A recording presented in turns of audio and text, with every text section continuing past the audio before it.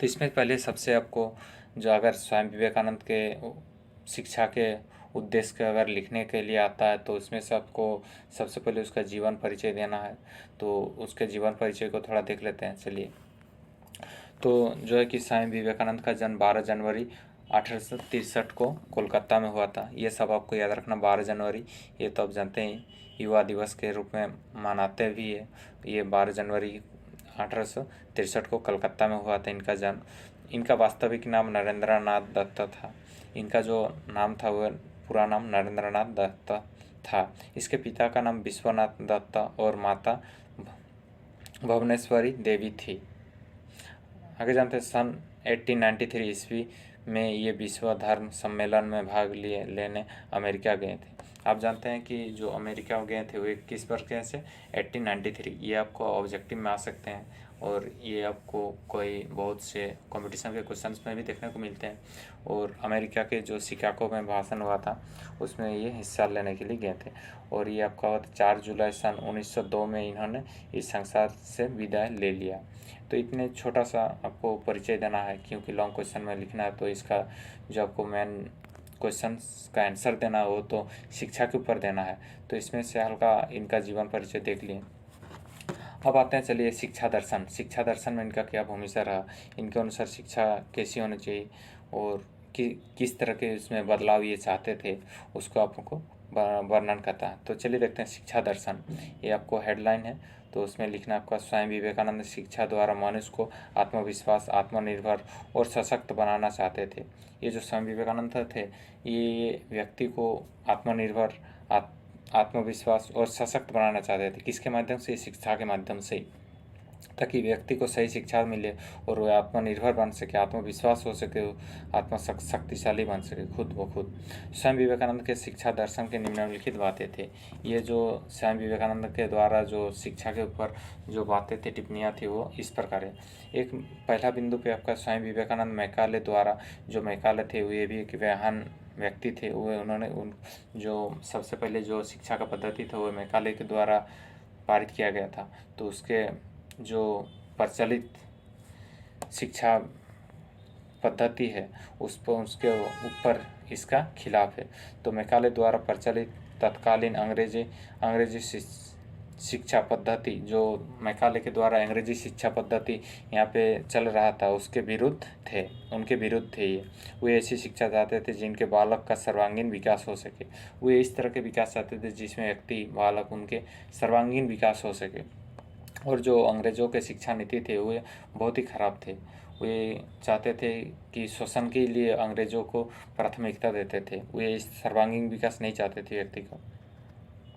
दूसरा बिंदु है, स्वामी विवेकानंद जी सैद्धांतिक शिक्षा के तुलना से व्यवहारिक शिक्षा पर अधिक बल देते थे। वे जो सैद्धांतिक, उस पर ये ज़्यादा यकीन नहीं रखते थे। ये चाहते थे कि जो है ये व्यवहारिक शिक्षा हो। ये जो शिक्षा है यहाँ की नीति हो, ये व्यवहारिक शिक्षा पर ज़्यादा जोर देते थे। ये चाहते थे कि व्यवहारिक दृष्टिकोण से ये शिक्षा होनी चाहिए। अगला तीसरा बिंदु, स्वामी विवेकानंद ध्यान को केंद्रित करने के लिए शक्ति के विकास पर बोल देते थे।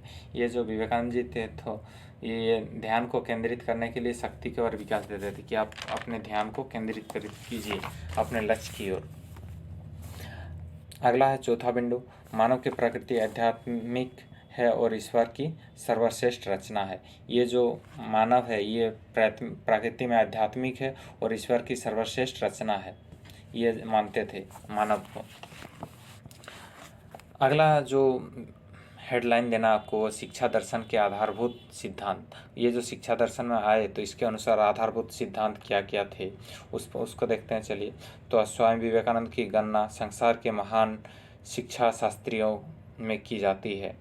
उनके शिक्षा दर्शन संबंधित आधारभूत सिद्धांत निम्नलिखित है। एक नंबर क्या है कि शिक्षा ऐसी होनी चाहिए जिससे व्यक्ति का शारीरिक, मानसिक और आध्यात्मिक विकास हो सके। ये चाहते थे कि शिक्षा इस तरह के हो जिससे मानव के शारीरिक के साथ साथ मानसिक और आध्यात्मिक भी विकास होनी चाहिए। दूसरा बिंदु है कि शिक्षा के क्षेत्र में बालिकाओं को बालकों की समान शिक्षा दी जानी चाहिए। ये चाहते थे जो अभी के वर्तमान में जो को एजुकेशन सिस्टम है, इसमें जो पहले के क्या थे कि बालक ही पढ़ लिख पाते थे। रूढ़िवादी बहुत से धारणाएं थे, तो ये चाहते थे कि लड़का भी पढ़े और लड़की भी, बराबर सबको हिस्सा मिले, इसमें शिक्षा ग्रहण करने की स्वतंत्रता हो, बालिकाओं को भी लड़का के समान। अगला तीसरा बिंदु, केवल पुस्तकों का अध्ययन ही शिक्षा नहीं है। जो ये चाहते थे कि अभी इससे पहले ही बिंदु में कहा गया कि ये आध्यात्मिक नहीं चाहते थे, ये चाहते थे कि व्यवहारिक भी होना चाहिए। ये चाहते थे कि खाली आप किताबी कीड़ा बनकर ना रह जाए, उससे हाथ कर भी अपना शिक्षा प्रदान करे, बहुत सारी चीज़ें उसको भी अपने दैनिक जीवन में सीखे। अगला है चौथा बिंदु आपका, शिक्षा ऐसी होनी चाहिए जो चरित्र के निर्माण, बुद्धि का विकास तथा व्यक्ति आत्मनिर्भर बने। शिक्षा इस तरह से होना चाहिए जिससे उसके चरित्र का भी विकास होना चाहिए और आध्यात्मिक आत्मनिर्भर भी हो सकते हैं। वही चीज़ इसमें भी पहला गया कि आत्मनिर्भर, सशक्त, इस तरह से शिक्षा ये चाहते थे। उसी को आपको घुमा फिरा के हेडलाइंस में, अलग अलग हेडलाइंस में अलग अलग बिंदु पर आगे पीछे करके लिखते जाना है। वही चीज़ मेन एम वही था, सारांश को अब हमने पहले ही कह दिया। अगला चीज़ आता है 5वां नंबर पे कि पाठ्यक्रम में लैंगिक एवं आध्यात्मिक दोनों प्रकार के विषय रखे जाने चाहिए।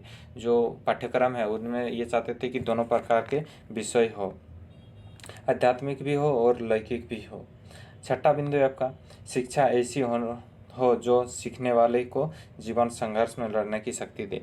शिक्षा चाहते थे कि ये एक औजार के रूप में अपने आप को, जब भी इनको कठिनाई हो तो उससे छुटकारा पाने के लिए, कठिनाइयों को दूर करने के लिए ये शिक्षा को एक औजार के रूप में वे मानव अपन यूज कर सके, उपयोग कर सके। इस तरह की शिक्षा होनी चाहिए, ताकि ना कि ये जो शोषण हो रहा था एक में अंग्रेज़ों के द्वारा, उस तरह के शोषण से बचा जा सकते इसका उपयोग करके। अगला इसके अनुसार चलिए देखते हैं अब शिक्षा का क्या अर्थ था। जो स्वामी विवेकानंद जी थे उनके अनुसार शिक्षा का क्या अर्थ है। तो स्वामी विवेकानंद के अनुसार शिक्षा का अर्थ यह है कि मानव के मस्तिष्क में निहित शक्तियों का पूर्ण प्रकटीकरण ही शिक्षा है। जो मानव के अंदर जो समाहित गुण है मस्तिष्क में, उसी को निकालने की ही शिक्षा है। शिक्षा एक प्रक्रिया है जो मानव के अंदर जो गुण है वो निखारता है, उसको निकालने का काम करता है ये शिक्षा। इस शिक्षा के अर्थ को व्याख्या स्वामी जी ने विस्तृत संदर्भ में किया है। उनका मानना है कि जो मनुष्य कहता है कि मुझे कुछ नहीं सीखना है, तो समझ लो कि वह मृत्यु के राह पर ले। स्वामी विवेकानंद मानते हैं कि शिक्षा विकास की प्रक्रिया है। अगर कोई भी आदमी सीख रहा है दिन ब दिन, यानी कि वो चाहता है कि हम विकास चाहते हैं। अगर कोई भी आदमी चाह रहा है कि हम नहीं सीखेंगे, इसका मतलब है कि वो मृत्यु की ओर अग्रसित हो रहा, यानी कि वो जिंदा लाश के समान है, यही कहा गया है इसमें। अगला बिंदु देखते हैं चलिए, शिक्षा के उद्देश्य। ये जो शिक्षा के उद्देश्य है इस पर अब चर्चा करते हैं कि शिक्षा का क्या क्या उद्देश्य है। स्वामी विवेकानंद के अनुसार शिक्षा के निम्नलिखित उद्देश्य। स्वामी विवेकानंद जी के साथ शिक्षा का उद्देश्य इस प्रकार है। शारीरिक विकास, जो शिक्षक क्या क्या चीज़ करता है तो इसका उद्देश्य क्या क्या है, यहीं से आपका प्रश्न बनता है कि शिक्षा का उद्देश्य जो है वो स्वामी विवेकानंद के अनुसार किस तरीके से शिक्षा का उद्देश्य को व्याख्या किया गया है। इससे पहले जो था वो उनके सारांश था, वो किस तरह उनका जीवनी के बारे में कहा गया, उसके शिक्षा दर्शन के तरफ उनका किस तरीके से लगाव थे, वे क्या किस परिवर्तन लाना चाहते थे, उस पर व्याख्या किए। एक्चुअली आपका प्रश्न यहाँ से शुरू होता है कि स्वामी विवेकानंद के अनुसार शिक्षा का निम्नलिखित उद्देश्य है। तो एक नंबर बिंदु है कि शारीरिक विकास। ये शारीरिक विकास, हालांकि ये तो आपके पहला जो एम ऑफ एजुकेशन था उसमें भी इसका चर्चा हम कर चुके हैं। वही सब पॉइंट को ही आपको हर जितने भी महान व्यक्ति थे उनके बिंदु में आप शामिल कर सकते हैं। शारीरिक विकास, स्वामी विवेकानंद लैंगिक और आध्यात्मिक दोनों प्रकार के उद्देश्यों के लिए स्वस्थ शरीर की आवश्यकता समझते थे कि स्वस्थ शरीर होना चाहिए अगर आप लैंगिक और आध्यात्मिक दोनों प्रकार के शिक्षा ग्रहण करना चाहते थे। इसका कहना है कि जिनके पेशियों लाहे के समान मजबूत हो तो लोहे तथा स्नायु फैलाद की तरह कठोर, उनकी शरीर में आध्यात्मिक एवं लौकिक दोनों प्रकार के उद्देश्य की प्राप्ति होती है। ये चाहते थे कि मानव के शरीर कठोर मजबूत होने चाहिए, लोहे की तरह मजबूत होना चाहिए और स्नायु फैलाद की तरह कठोर होनी चाहिए, तभी वे शिक्षा को की उद्देश्य को पूर्ति कर सकते हैं। अगला दूसरा बिंदु है कि मानसिक एवं बौद्धिक। ये जो मानसिक और बौद्धिक के ऊपर उनका क्या विचार थे। स्वामी जी के अनुसार भारत में पिछड़ेपन का सबसे बड़ा कारण उसका बौद्धिक पिछड़ापन है। उनके बुद्धि के कारण इनके जो मानसिक पिछड़ाव है वो उनके बुद्धि के कारण ही है। सबसे बड़ा कारण उसका बौद्धिक पिछड़ापन है। इसी कमी के दूरी करने के लिए शिक्षा द्वारा बालकों के मानसिक एवं बौद्धिक विकास किया जाए ताकि वे अपने पैरों पर खड़े हो सकते हैं। इस बुद्धि को ही निखारने के लिए ये जो मानसिक एवं बौद्धिक विकास, ये दोनों तरह के उद्देश्यों को पूरा तभी किया जा सकता है जब उन्हें शिक्षित किया जा सके। इसलिए इन्होंने कहा कि सबसे पहले ये बुद्धि का विकास होना चाहिए, तभी ये अपने पैरों पे खड़े हो सकेंगे। तीसरा बिंदु है आपका चरित्र निर्माण। इसका उद्देश्य, शिक्षा का क्या उद्देश्य है, ये चरित्र के निर्माण में भी अहम भूमिका निभाते हैं। स्वामी जी ने चरित्र निर्माण को शिक्षा का महत्वपूर्ण उद्देश्य माना है। जो स्वामी विवेकानंद जी थे वो ये शिक्षा के उद्देश्य को महत्वपूर्ण माना है। इसके लिए उन्होंने ब्रह्मचारी पालन पर बल दिया। इस चरित्र निर्माण आपको किस तरीके से कर सकते हैं, इनका विश्वास था कि आप अगर ब्रह्मचारी बन जाएंगे तो आप आसानी से ये जो चरित्र का निर्माण अपने शरीर में इस चरित्र का निर्माण कर सकते हैं एक मानव होने के नाते। तो आपको चरित्र का अगर निर्माण करना है तो आपको सबसे पहले ब्रह्मचारी बनना होगा, यही इनके द्वारा कहा गया। अगला चौथा बिंदु है कि धार्मिक विकास। धर्म का विकास किस तरह से किया जा सकता है। स्वयं विवेकानंद जी की धार्मिक विकास को शिक्षा का मुख्य उद्देश्य मानते हैं। वो ये चाहते हैं कि प्रत्येक व्यक्ति उस धर्म को मालूम कर सके जो उसके अंदर छिपा हुआ है। यानी कि कोई भी व्यक्ति स्वतंत्रता है, कोई भी अपना धर्म, ये अपने से भी खुद से भी कोई नया धर्म का विकसित कर सकते हैं। उनके जो भी उसमें छुपा हुआ है धर्म को मानने की, उस धर्म को वे आसानी से मान सकते हैं। अगला जो पांचवा बिंदु है वो ज्ञान के बाहर निकालना। जो मानव शरीर में ज्ञान है वही इनसे पहले कहा गया कि उन ज्ञान को निकालने का एक ही माध्यम की शिक्षा। स्वयं विवेकानंद जी के अनुसार ज्ञान बाहर से नहीं होता है, ज्ञान बाहर से आप नहीं ले सकते हैं, बल्कि वह मनुष्य के अंदर रहता है। ज्ञान जो है कि हर मानव के अंदर रहता है। उस ज्ञान को बाहर निकालना ही शिक्षा का प्रमुख उद्देश्य है। यानी कि शिक्षा एक मीडियम है जो आपके शरीर से ज्ञान को बाहर निकालता है। आपके शरीर में हर तरह के ज्ञान है, बस उसको निकालने के लिए शिक्षा की आवश्यकता है। अगला है स्वामी विवेकानंद की प्रमुख रचनाएं। जो स्वामी विवेकानंद जी थे उनकी क्या क्या रचनाएं थे क्या की, तो चलिए देखते हैं। एक नंबर था कर्मयोगी, राजयोगी, ज्ञान योगी, और चौथा था व्यक्ति योगी, प्रेम योगी। ये 5 आपको कुछ प्रत्यय मिल गया होगा कि योगी शब्द आपको अगर दिखने लगा तो आपको लगेगा कि ये स्वामी विवेकानंद जी की ही रचना थे, क्योंकि हर रचनाएं में अंत में देखिए योग जो शब्द है वो जुड़ा हुआ है। कर्म योगी, राजयोगी, ज्ञान योगी, व्यक्ति योगी, भक्ति योगी, आपका प्रेम योगी, ये सब में योगी शब्द जुड़ा हुआ है। शिक्षा के संदर्भ में विवेकानंद का एक विचार है, जितना बड़ा संघर्ष वो होगा उतना ही शानदार होगी। कि आपका संघर्ष जितना बड़ा होगा जीत उतना ही शानदार होगी। अगला पाठ्यक्रम। उनके अनुसार पाठ्यक्रम किस तरह के थे। स्वामी जी जब पाठ्यक्रम की बात करते हैं तो वो मानते हैं कि मनुष्य एक सामाजिक प्राणी है, कि मनुष्य जो है एक सामाजिक प्राणी। इसलिए स्वामी जी पाठ्यक्रम निर्माण के आधार धर्म, लैंगिक विषय तथा आध्यात्मिक विषय होने चाहिए जो मनुष्य को पूर्ण मनुष्य बनाता है। इसलिए किसी भी व्यक्ति को पाठ्यक्रम में जो हमारी शिक्षण व्यवस्था उसमें इस तरह के पाठ्यक्रम ये चाहते थे कि लैंगिक विषय तथा आध्यात्मिक विषय ये सब होनी चाहिए, तभी किसी भी मनुष्य को पूर्ण विकसित किया जा सकता है। अगला इनके अनुसार जो शिक्षा के विधि थे ये किस प्रकार थे, जो चलिए देखते हैं। शिक्षा की विधि, शिक्षण विधि। तो शिक्षण विधि में स्वामी विवेकानंद ने आध्यात्मिक विषय पर विशेष जोर दिया। जो आध्यात्मिक विषय थे उस पर विशेष जोर दिया, जिसका आधार धर्म है। इसका आधार क्या था, धर्म था। इसलिए उन्होंने धर्म को विशेष पद्धति के अपनाकर शिक्षा देने को कहा है, जो निम्नलिखित है। एक नंबर है आपका योग विधि का प्रयोग। सबसे पहले आप ये चाहते थे योग विधि के प्रयोग। दूसरा है ज्ञान अर्जित करने के लिए विचार विमर्श, व्याख्या, उपदेश एवं तर्क विधि का उपयोग। ये सब के प्रयोग के द्वारा आप शिक्षण प्राप्त कर सकते थे या फिर किसी को भी शिक्षित बना सकते थे। यही सब शिक्षण विधि ये चाहते थे, शिक्षा प्राप्त करने के लिए या फिर शिक्षा किसी भी व्यक्ति को शिक्षा देने के लिए।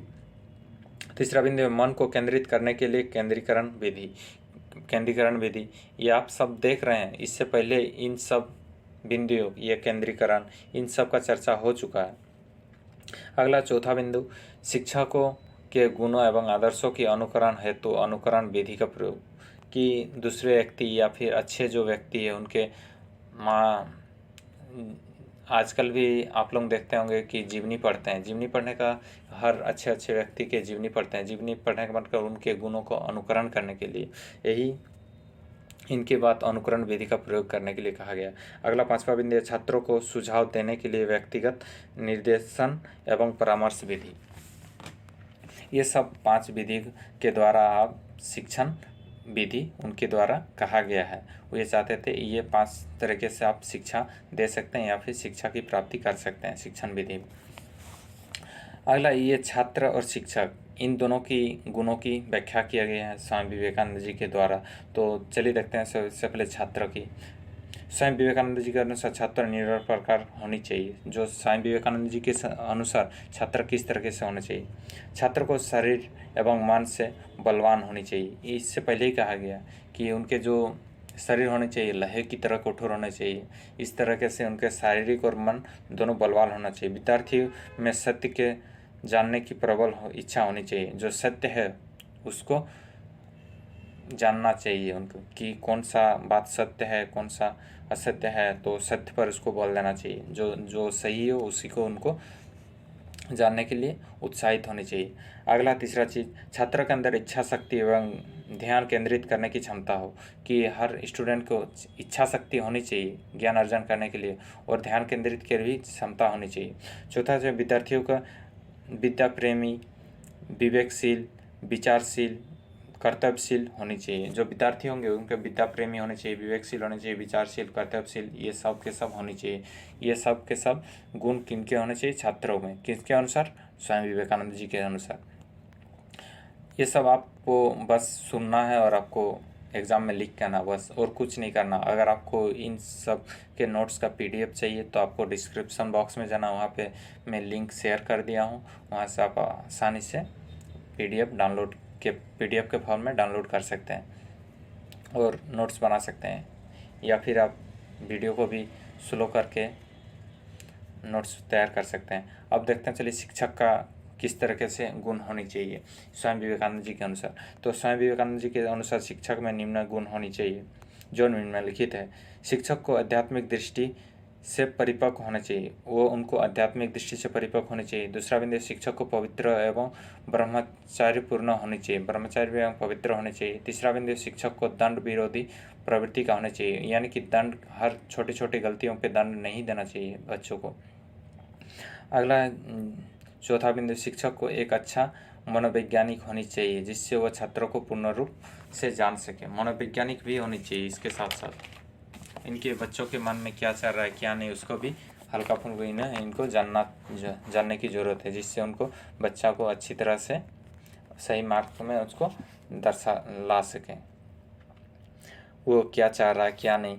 अगला है निष्कर्ष। जो स्वामी विवेकानंद जी के जो शिक्षण का उद्देश्य थे उसके जो स्टेटमेंट इनके द्वारा दिया गया है, तो उनका निष्कर्ष क्या निकालता है?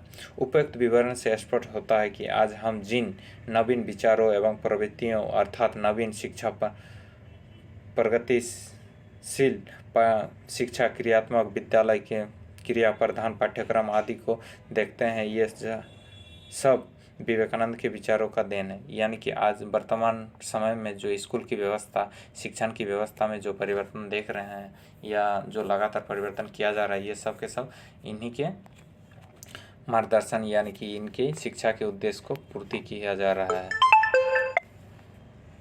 अगला है, चलिए, स्वामी विवेकानंद का एक विचार है कि सबसे मस्त वर्तमान समय में टैगलाइन है स्वामी विवेकानंद जी के द्वारा कि स्वामी एक विचार है कि उठो जागो और तब तक नहीं रुको जब तक लक्ष्य प्राप्ति ना हो सके। ये सबसे बड़ा टैगलाइन है। ये सब टैगलाइन, ये जो विचार है इनको आपको लिखना ही लिखना है, और वो भी ब्लू पेन से लिखना है, ताकि शिक्षक जो कॉपी जांचने वाले हैं उनको दिखे कि हाँ, तो ये बहुत प्रचलित कोटेशन है कि स्वामी विवेकानंद का एक बहुत अच्छा विचार था, उठो जागो और तब तक नहीं रुको जब तक आपके लक्ष्य प्राप्ति नहीं हो जाता है। तो इसी के साथ मेरा जो ये वीडियो था स्वामी विवेकानंद की शिक्षा के उद्देश्य के ऊपर, इसको समाप्त करते हैं। तो धन्यवाद।